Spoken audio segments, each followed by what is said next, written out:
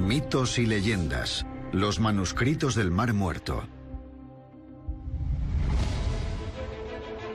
Descubierto en los mares de arena de los desiertos de Oriente Medio, un antiguo texto citaba un tesoro oculto.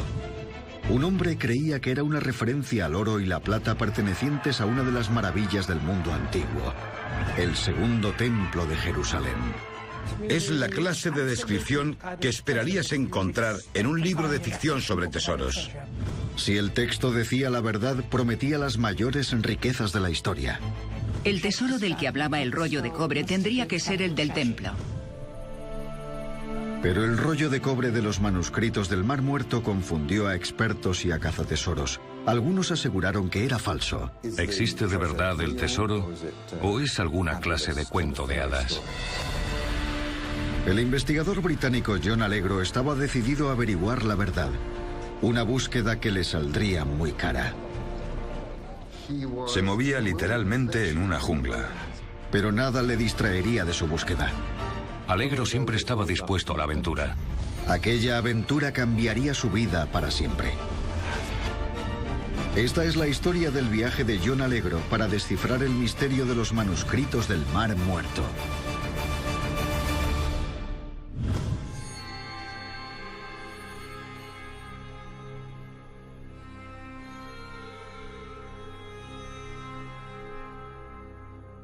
La historia del rollo de cobre comenzó al ser descubierto por casualidad en la costa del Mar Muerto en Jordania en 1947. Un joven pastor beduino buscaba a su cabra entre los altos riscos cuando encontró una cueva.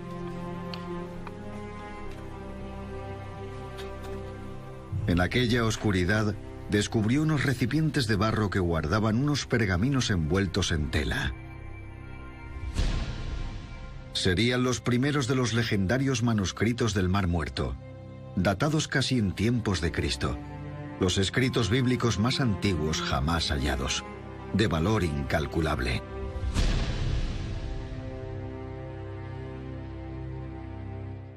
Los manuscritos son textos escritos en hebreo, arameo y algunos en griego, y son de la época de Cristo. Contienen copias de libros de la Biblia que son 1000 años más antiguos que cualquier otra copia hallada hasta entonces. Rellenan un vacío que había en nuestro saber y nos permiten descubrir las raíces del cristianismo y del judaísmo. Son increíblemente importantes. Los beduinos no tardaron en darse cuenta del valor de su hallazgo y comenzó una frenética persecución de los pergaminos. El número de objetos que salió de aquellas cuevas fue enorme. Quizá unos 87.000 fragmentos distintos que formaban unos 940 pergaminos diferentes. En Jerusalén los investigadores se desesperaban por conservar los pergaminos, así que les compraron los manuscritos a los beduinos, que vendieron las hojas a un alto precio. Con los manuscritos del Mar Muerto, de pronto adquirimos una gran cantidad de literatura hebrea y aramea de la época de Jesús.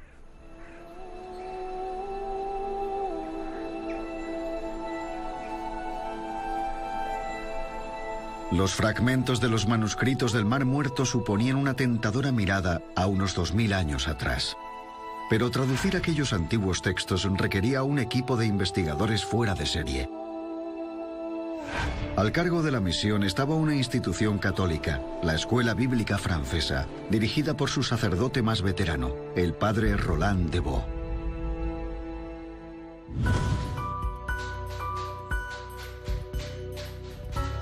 Hizo un llamamiento urgente a los mejores investigadores bíblicos. En la Universidad de Oxford, la invitación le llegó a un brillante estudiante, John Allegro. No era un ratón de biblioteca, era un hombre que se había enfrentado a la cara más cruel de la naturaleza humana. Allegro había dejado los estudios a los 16 años para enrolarse en la Armada Británica, donde sirvió como oficial durante la Segunda Guerra Mundial.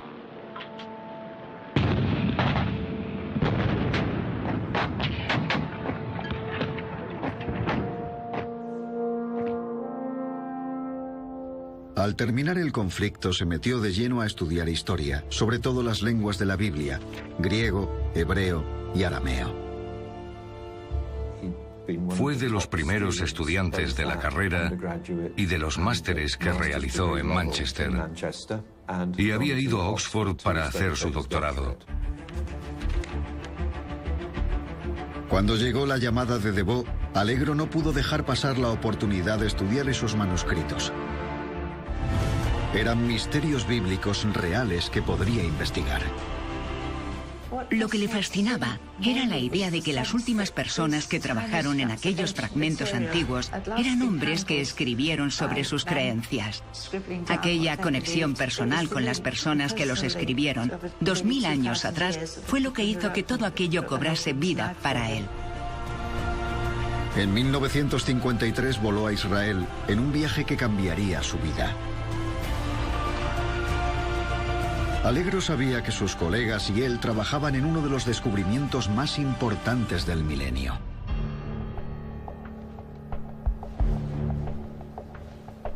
Pero uno de los pergaminos llamó su atención de manera especial. Al contrario que los demás, no estaba hecho en papiro. El rollo de cobre está hecho con un tipo de cobre muy refinado. Este extraño manuscrito fue hallado en 1952 en una cueva, dentro de una pequeña zona a las orillas del Mar Muerto, conocida como Qumran.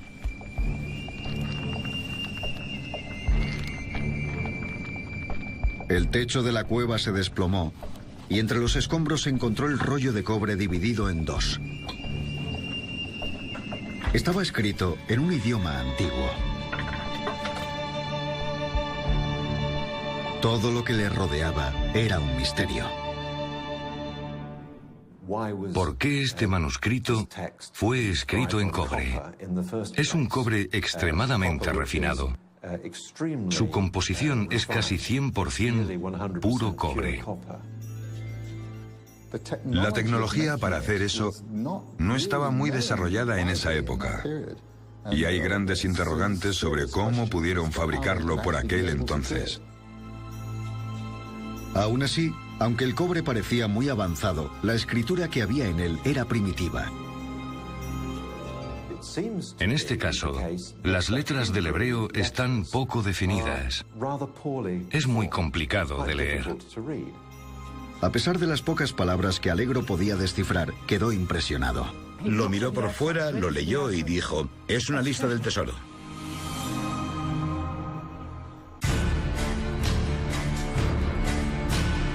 Allegro no se lo podía creer. Parecía que estaba contemplando la respuesta a uno de los grandes misterios del mundo antiguo. En el año 70 después de Cristo, los romanos saquearon Jerusalén y el Segundo Templo. El templo era el lugar más sagrado en la fe judía, construido en el mismo sitio que el mítico Templo de Salomón. Y estaba repleto de tesoros acumulados durante siglos. Parte del tesoro era oro y plata, y también piezas de barro. Eran las posesiones de los altos sacerdotes. Aquellos valiosos objetos que había en el templo habrían tenido un valor incalculable, inmenso. Los romanos saquearon, expoliaron y destruyeron el templo.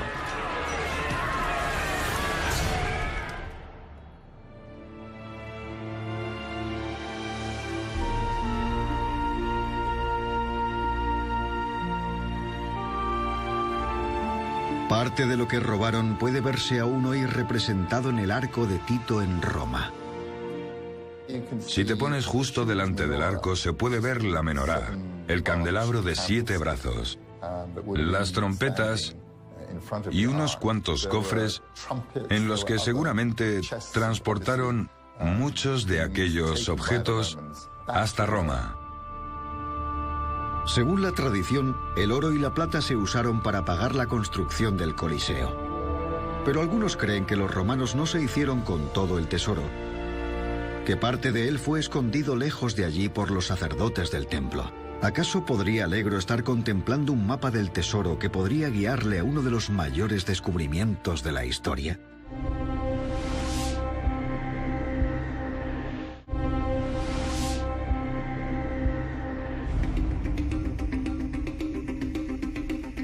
Pero por desgracia se veía incapaz de descifrar el pergamino. 2000 años de corrosión iban a garantizar que sus secretos permaneciesen ocultos. Cuando apareció, el rollo estaba completamente oxidado y frágil. Los investigadores se dieron cuenta que si lo desenrollaban para leerlo, se desharía por completo. Propusieron todo tipo de soluciones para abrir el pergamino de cobre. Se propusieron algunas ideas muy absurdas para hacerlo. Por ejemplo, una era sumergir el pergamino en hidrógeno. Pero eso lo desintegraría por completo y se quedarían sin él. Y aquella fue una de las ideas más prudentes. Otra propuesta absurda era usar electrolisis para que el pergamino volviese del estado oxidado a su estado metálico original. A nivel metalúrgico no tenía sentido alguno. Se barajaron muchas opciones y todas fueron rechazadas.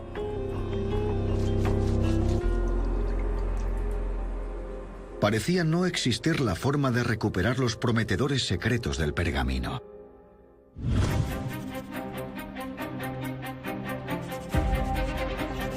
Pero Allegro no se dio por vencido y creía que había dado con la solución.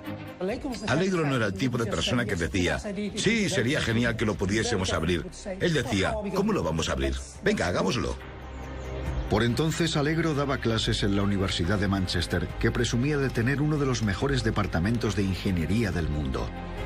El reto sería una gran oportunidad para ellos, pero la respuesta que dieron le pilló por sorpresa. El jefe de departamento de Allegro en Manchester no quería poner en riesgo la reputación de la universidad, porque muchas cosas podían salir tremendamente mal con aquel manuscrito.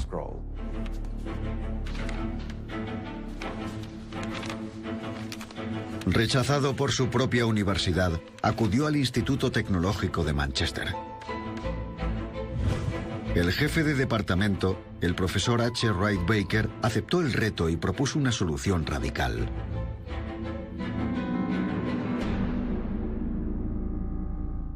El profesor H. Wright Baker era uno de los mejores ingenieros mecánicos del momento en Inglaterra y seguramente en el mundo. Se le ocurrió algo que hasta entonces nadie había hecho antes para lidiar con los materiales muy corroídos.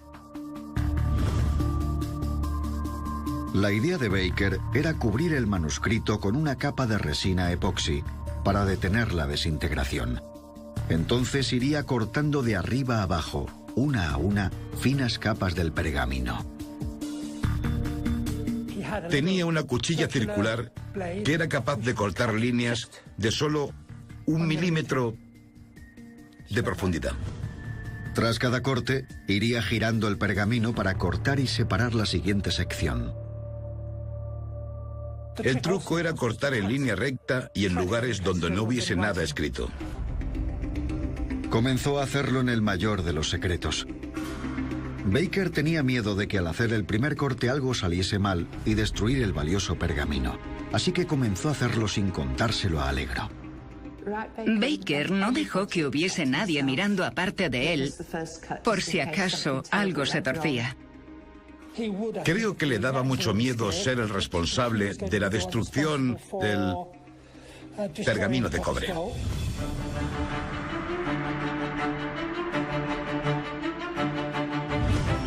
El 1 de octubre de 1955 hizo el primer corte. Solo le llevó 10 minutos. En los días siguientes, Baker separó todas las secciones. En el proceso de cortar el pergamino, tan solo se perdió una letra del hebreo, lo que es casi un milagro. Wright Baker hizo el mejor trabajo que nadie habría podido conseguir.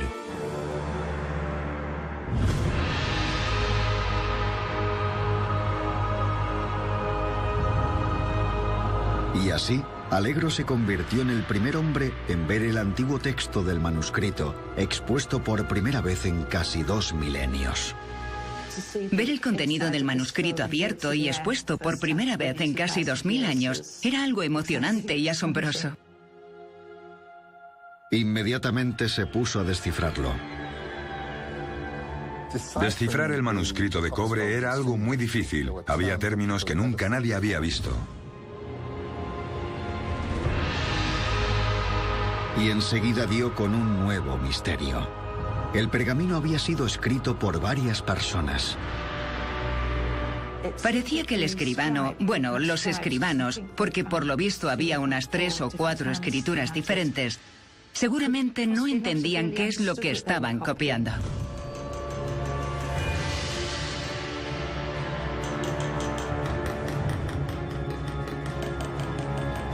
Alegro concluyó que usar diferentes escribas para que cada uno escribiese una pequeña sección era la mejor manera de mantener el tesoro en secreto, ya que así ninguno podría conocer la historia completa sobre su localización. Era como si tan solo hubiesen copiado parte de un texto en diferentes segmentos, que se les hubiese ordenado simplemente ponerlo por escrito, sin que ninguno supiera realmente de lo que se hablaba. Mientras traducía el pergamino de cobre, empezó a darse cuenta de que se señalaban diferentes localizaciones de Judea. ¿Por qué? ¿Cuál era su significado? Empezó a reconocer por la topografía de Qumrán referencias en el pergamino de cobre. Sitios como el Gran Wadi y una gran grieta en las rocas causada por un terremoto que estaba registrado, creo que en el año 31 después de Cristo. Tramos de escaleras, túneles, todo parecía encajar en lo que él conocía sobre las características arqueológicas en Qumrán.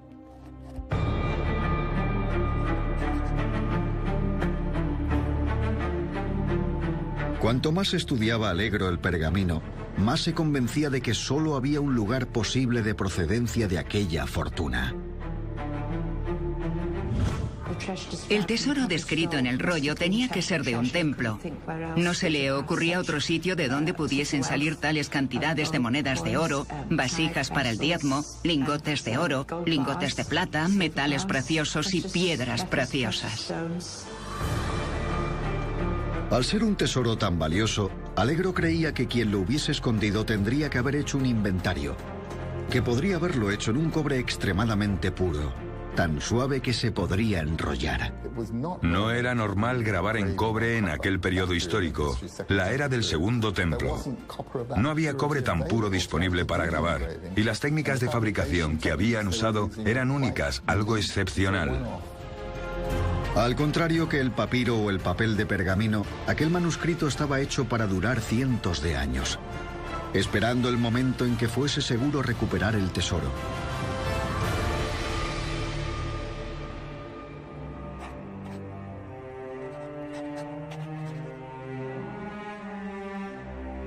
Alegro comenzó a unir las piezas. Si las historias sobre que los sacerdotes del templo habían escondido parte del tesoro eran ciertas, las localizaciones que había traducido serían una lista de los lugares donde se había escondido. Para mayor seguridad, lo habían dividido. A medida que fue traduciendo la primera parte, continuar se convirtió en una obsesión para John. Se dio cuenta de que decía exactamente dónde se encontraba el tesoro. Si localizabas el sitio, podías encontrar el tesoro. El texto estaba escrito en columnas. Cada una tenía una lista con localizaciones, cantidades y pesos exactos de lo que guardaban. En la primera columna, Alegro leyó que a 40 codos bajo los escalones de la entrada este había un cofre con monedas y otros objetos con un peso total de 17 toneladas. Y en la tumba de la reina, enterrado a 9 codos, 9 toneladas más. Es la lista del tesoro que esperarías encontrar en un libro de ficción. Ahí está. Da 5 pasos a la derecha, bajas unos peldaños, camina 5 metros y ahí está. El tesoro. Parece sacado del típico cuento de aventuras.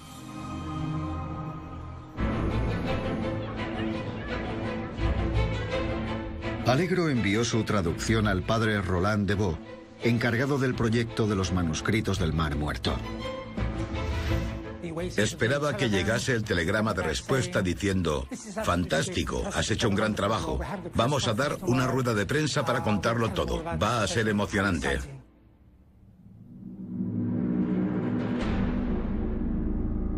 Pero la respuesta no fue en absoluto la que esperaba. La reacción de Roland de Vaux fue: no tiene que saberlo nadie. Si hay un tesoro, no queremos que la gente lo sepa. Debes mantenerlo oculto.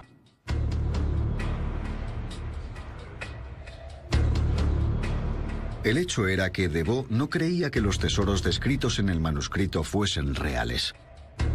Tampoco lo creía su experto de confianza, el padre Joseph Milik.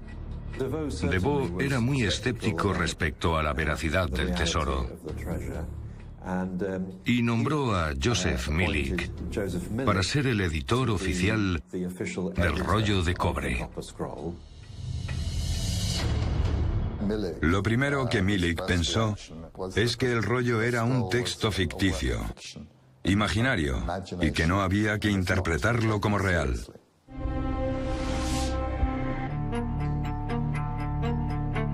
Al contrario que Alegro, Milik y de Vaux pensaron que las cantidades de oro puro de las que hablaba el manuscrito no podían existir realmente. Lo del oro y la plata les resultaba inverosímil por las grandes cantidades de las que se hablaba. La unidad de peso que se usaba era el talento, que equivale a 35 kilos, que son más de 70 libras. Eran unas cantidades enormes de peso. Hablaban de totales de 65 toneladas de plata y 25 toneladas de oro. Si las medidas del rollo eran correctas, se trataba de un cuarto de todo el oro y la plata existente en el mundo por aquel entonces, lo cual no tenía sentido. Pero Alegro creía que tenía la respuesta. Alegro también se sorprendió por las grandes cantidades. Entonces sugirió que el talento como medida de peso que usaban en el texto podría ser una 16ª parte del talento descrito en la Biblia. Eso daría como resultado cantidades de tesoro mucho más razonables.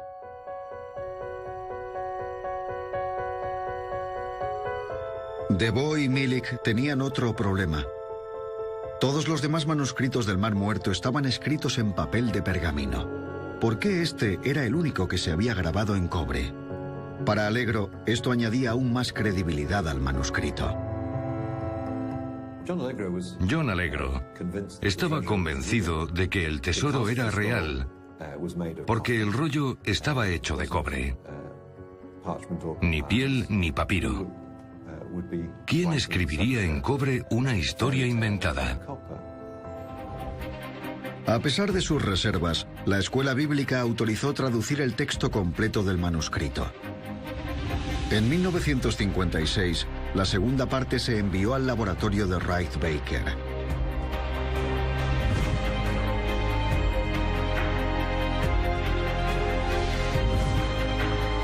Una vez abierto, Alegro tradujo el texto y, al igual que antes, lo envió a Jerusalén. Esta vez, de Vaux creyó que no se merecía ni una carta de rechazo. Alegro no tuvo noticias de él. De pronto empezó a notar hacia él un trato muy frío a su alrededor. Se dio cuenta de que las cosas habían cambiado, que todos se habían vuelto en su contra en Jerusalén. Convencido de su falsedad, de Vaux le prohibió a Alegro publicar nada acerca del rollo de cobre. Le veían como alguien en quien no podían confiar para guardar el secreto, que él solo quería contarle al mundo lo que había encontrado. Alegro protestó, exigió ser escuchado. La reacción de Vaux fue rápida y tajante. Alegro fue relegado. Le dijeron a Wright Baker que no se podía confiar en él y que no le autorizase la entrada en el laboratorio ni en las clases. Le amenazaron con no renovar su contrato, lo cual significaría perder su trabajo. Las relaciones estaban muy deterioradas. Prácticamente condenaron su carrera a la ruina. Su reputación cayó en picado. Su salud se resintió y psicológicamente le afectó mucho. Es casi como si le hubieran dicho: tu trabajo no ha servido para nada. Allegro regresó a la Universidad de Manchester. Allí esperó pacientemente durante años a que le autorizasen publicar su versión del rollo de cobre del Mar Muerto. Entonces, en 1959, sin aviso previo, el investigador jefe de Deveau, el padre Joseph Milik, publicó su traducción oficial del pergamino. Dijeron que era una lista de un tesoro increíble. Tan increíble que no podía ser real. Ya se había hecho público. El pergamino al que había dedicado gran parte de su vida profesional era falso. Allegro estaba indignado. Allegro les había seguido el juego hasta entonces. No había publicado nada. Y Milik había tenido tiempo de publicar sus ideas antes que él. Así que, en contra de las órdenes de Deveau, escribió su propia versión. El libro sobre el tesoro fue un éxito inmediato. El libro se vendió muy bien. Volvió a remover la curiosidad del público sobre los manuscritos del Mar Muerto. Pero Allegro no solo publicaría un libro, iba a organizar una expedición. Iría al desierto a probar que el pergamino no era ficción. Encontraría el tesoro él mismo. Estaba seguro de sus interpretaciones del pergamino y de que hablaba sobre hechos reales y no ficticios. Solo necesitaba patrocinadores. No podía contar con sus colegas de Jerusalén, no podía contar con el Ministerio Jordano de Antigüedades, ni tampoco con la Universidad de Manchester. Estaba solo. Así que Allegro puso en marcha la maquinaria publicitaria, buscando patrocinadores en la prensa y el público. El periódico Daily Mail aceptó y cofinanció su expedición. Incluso enviaron a su corresponsal estrella, Ralph Isar, para cubrir la historia. Con millones de lectores siguiendo todos sus pasos, la presión comenzó a aumentar. Allegro tenía que encontrar el legendario tesoro. Estoy convencido de que Allegro tenía sentimientos encontrados sobre la intervención del Daily Mail. Por un lado, estaría entusiasmado con la idea de que fuera a tener tanta cobertura mediática, pero por otro, creo que debería sentirse muy presionado para encontrar algo importante, porque era el centro de todas las miradas. La presión iba aumentando, ya que en ese momento tenía a su disposición a gran parte del ejército jordano, cortesía de su segundo patrocinador, el rey Hussein de Jordania. El rey Hussein supo apreciar la relevancia de todo lo relacionado con los manuscritos del Mar Muerto. El rey financió a título personal la expedición de Allegro y puso sus tropas sobre el terreno. Allegro reclutó a un grupo entusiasta de aficionados bien preparados. Arqueólogos, arquitectos, topógrafos, técnicos y un cámara para fotografiar el terreno descrito por el rollo de cobre.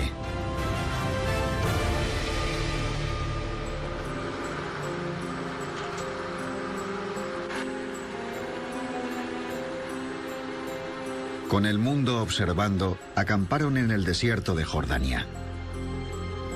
El primer destino para Allegro eran las viejas ruinas de Kieber Mir, en el valle de Acor, conocido hace 2000 años como Hircania. Una fortaleza que Allegro creía que había sido el palacio del rey Herodes de Judea, en la época en la que el rollo se escribió. La traducción de Allegro decía que a 40 codos, unos 18 metros bajo unos escalones entrando por el este, había un cofre con monedas que pesaba 17 talentos, unos 2 kilos. Y sorprendentemente, encontraron algo.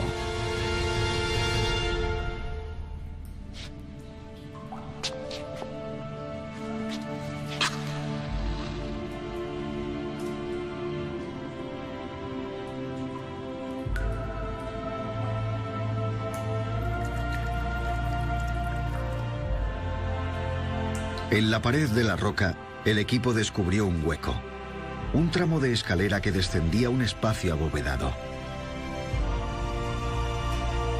La localización tal y como se describía en el rollo de cobre existía.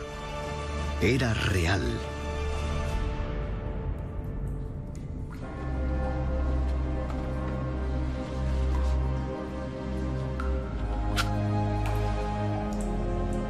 Pero los vándalos habían saqueado el lugar. Columnas de mármol y mosaicos estaban hechos pedazos. Cualquier tesoro que hubiera oculto allí había desaparecido. Y la situación empeoró aún más. Cuando Allegro y su equipo volvieron al campamento, su decepción pronto se convirtió en terror.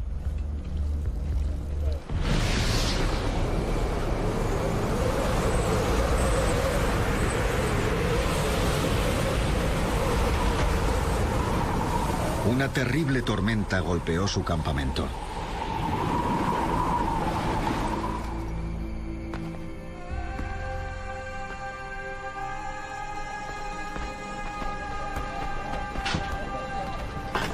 Se llevó las tiendas, destrozó las provisiones y perdieron el agua. Había muchas posibilidades de que muriesen en el desierto.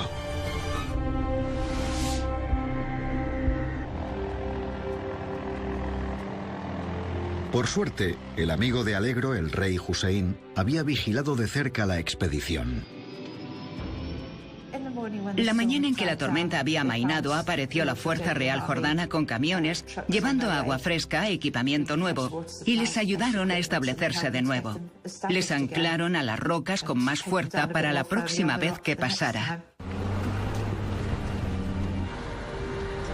Con el desastre superado, la siguiente parada de Allegro era Khirber Qumran, un antiguo asentamiento a 1,5 kilómetros hacia el interior de la orilla noreste del Mar Muerto.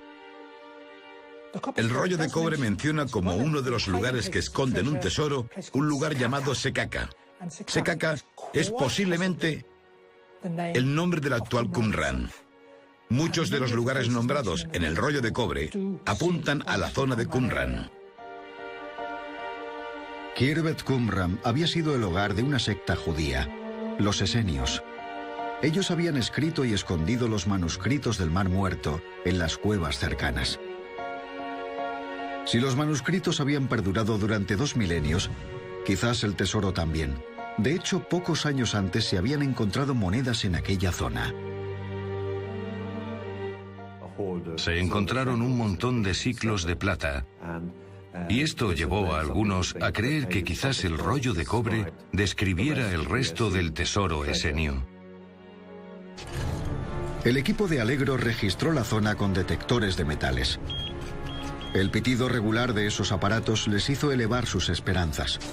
Pero en realidad, los sensores se activaban debido al magnetismo natural de las rocas. Allegro buscó entonces una cueva oculta, en lo alto de la pared de un acantilado.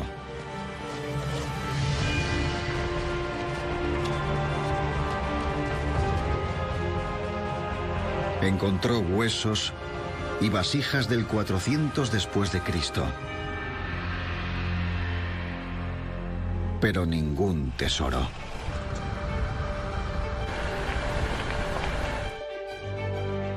Sin desanimarse, continuó hacia Jerusalén. Primero excavó en lo que creía que era la tumba de Zadok, el sacerdote del primer templo de Salomón. Siguió las pistas del rollo y en efecto encontró una tumba. Pero ni rastro del tesoro.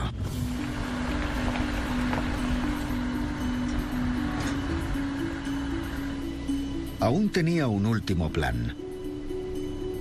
A unos pocos kilómetros de distancia se encontraba el Monte del Templo, un lugar sagrado para 3 de las religiones mayoritarias. Para los judíos es el lugar del templo destruido. Para los musulmanes es donde su profeta murió. Y para los cristianos es el lugar donde Cristo fue enterrado, el Santo Sepulcro. Debido a su enorme significado religioso, nadie tiene permiso para excavar allí. Pero Allegro estaba decidido a intentarlo.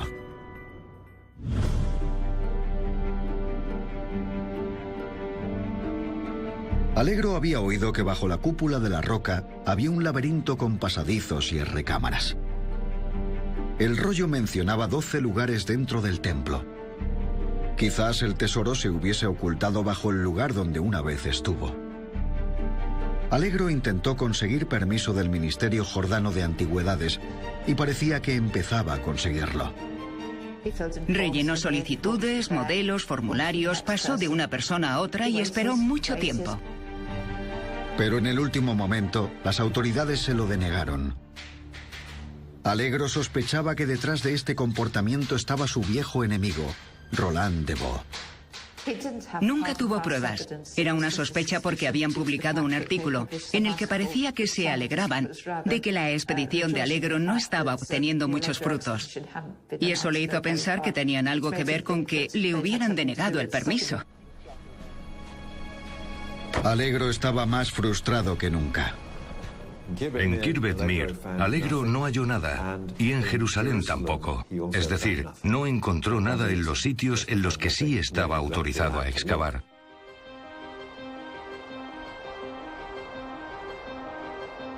Pero a pesar de su desesperación, las expediciones de Alegro no fueron un completo fracaso. Respecto a los tesoros, es cierto que casi no encontraron nada, pero sí hallaron pruebas suficientes que corroboraban la traducción de John sobre el rollo de cobre. En los lugares que describía siempre se encontraban restos en los yacimientos. Alegro no halló ningún tesoro, pero había encontrado las localizaciones descritas en el rollo de cobre, y eso significaba que no estaba equivocado.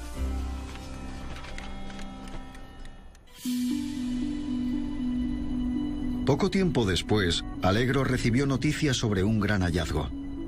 Un amigo beduino había encontrado cuevas secretas que podrían albergar el valioso tesoro del templo. De nuevo en Manchester, volvió a buscar financiación. Un año después había recaudado suficiente dinero para volver al desierto. Su destino era un lugar conocido como Christmas Cave, una zona casi sin explorar. Alegro levantó el campamento en la zona más meridional de la costa del Mar Muerto. Esta vez trajo consigo un enorme y variopinto grupo de aventureros. El trabajo duro lo hacían los árabes locales, pero también supo ser amplio de miras y llevó a algunos estudiantes de magisterio. Usó el entusiasmo que ellos tenían para combinarlo con el suyo propio y obtener resultados en esta aventura.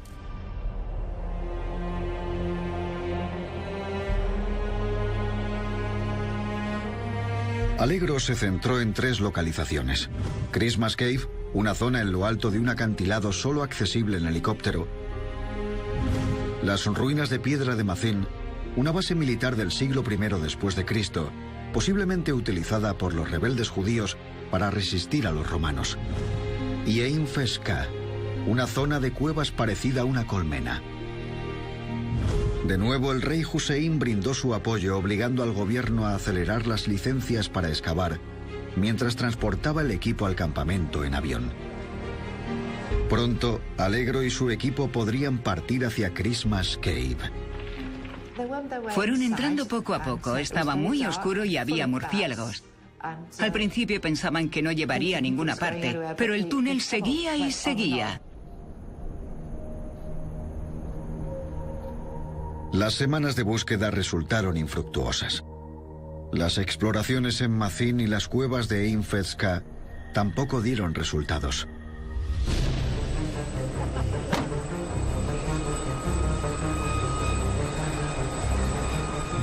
Entonces, el día de Navidad, la presión sobre Alegro aumentó aún más. El rey Hussein visitó el campamento.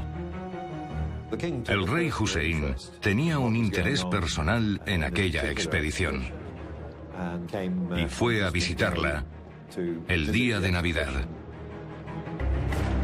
Todo lo que Alegro le pudo mostrar fueron unas cuantas monedas romanas y objetos del año 70 después de Cristo, la época en que los romanos saquearon el segundo templo. Creo que como búsqueda del tesoro fue un fracaso, pero como aventura se trata de una historia extraordinaria.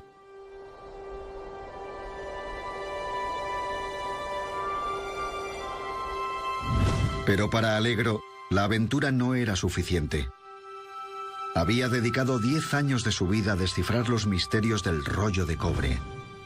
Había sido vilipendiado, su carrera arruinada, y había asumido muchos riesgos para encontrar el lugar donde se ocultaba el milenario tesoro.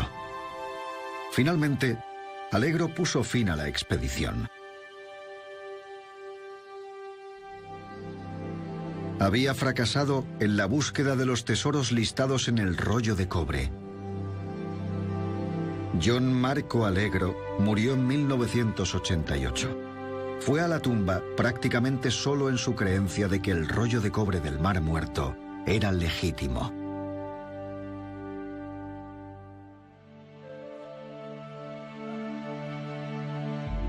Pero hoy en día la mayoría de los académicos creen que sí es un mapa del tesoro real, que contiene las localizaciones verídicas de los tesoros. Su trabajo de traducción es admirable. Tenía razón cuando afirmaba que el rollo de cobre es un documento verídico, y prácticamente el 100% de los investigadores hoy lo creen así. Pero si era real, ¿dónde está el tesoro?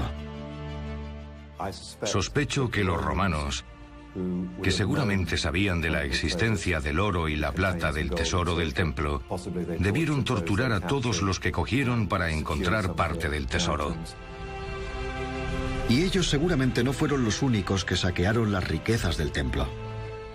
Para mí, no es descabellado pensar que después de 2000 años del pueblo beduino deambulando por la zona, hubieran hallado el tesoro sin que nadie se enterase. Tristemente, esa es la realidad más plausible. En el transcurso de 2000 años, probablemente todo el mundo se llevó su parte. Sigue sin haber respuestas, solo más preguntas.